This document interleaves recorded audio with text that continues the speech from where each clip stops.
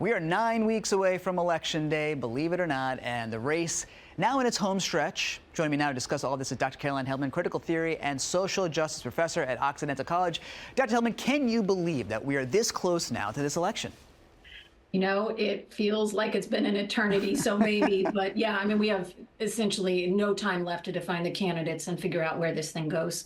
Well, it's interesting, too, because it does feel like it's been a long time, and yet Kamala Harris has been the candidate for not a long time. And so typically Labor Day is the home stretch. It's when everyone is kind of perfecting their messages. But for Kamala Harris, I mean, there's still a lot of newness, and a lot of the voters you brought up defining still feel like they don't really know her. At least the polling suggests they don't know some of her policy positions. And so that's an opportunity or a vulnerability. How do you see it with the rest of this election, the state of the race?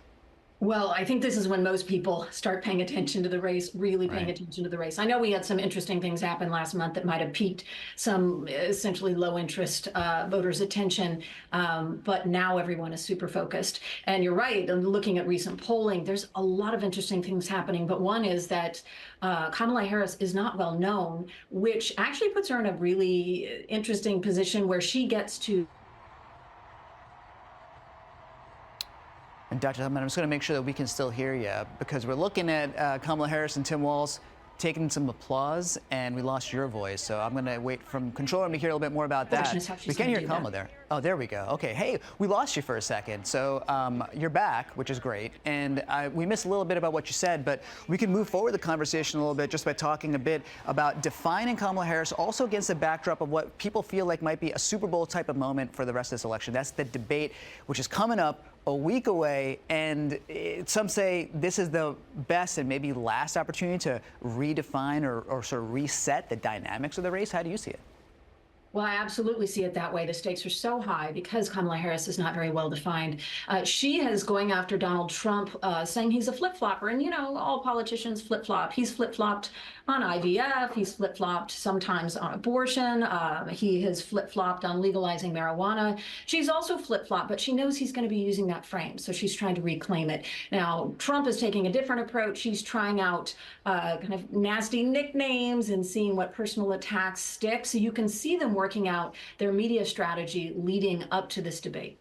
Yeah, and when we talk about media strategy, it's interesting to think about the fact that Kamala Harris sat for that first interview as a candidate. A lot of people on the right were criticizing the fact that it had taken her so long, as they say. Of course, she hasn't been a candidate for that long, but, you know, your mileage may vary on that. Meanwhile, J.D. Vance has been, you can think about it, it's like flooding the field. He's done about 94 interviews. He's going to sit down with the New York Times podcast for the interview segment. Just talk about these contrasting styles and the strengths, benefits, vulnerabilities of these various approaches. Well, generally, vice presidents don't matter. Trump was right about that. But in this particular race, they could matter as much as 2 percentage points. And this is a very tight race where it's within the margin of error in all 7 electoral college states, the 3, blue wall states and the 4 Sunbelt states. At the end of the day, J.D. Vance is trying to push to independence, this idea that, he can be a real asset to Donald Trump. So far, he has not been. He is underwater 12 points, whereas Walz is up 11 points. So he is very confident in his ability to debate and reach that middle sector. And I think he is actually a very good debater. So I think it's a good strategy for him.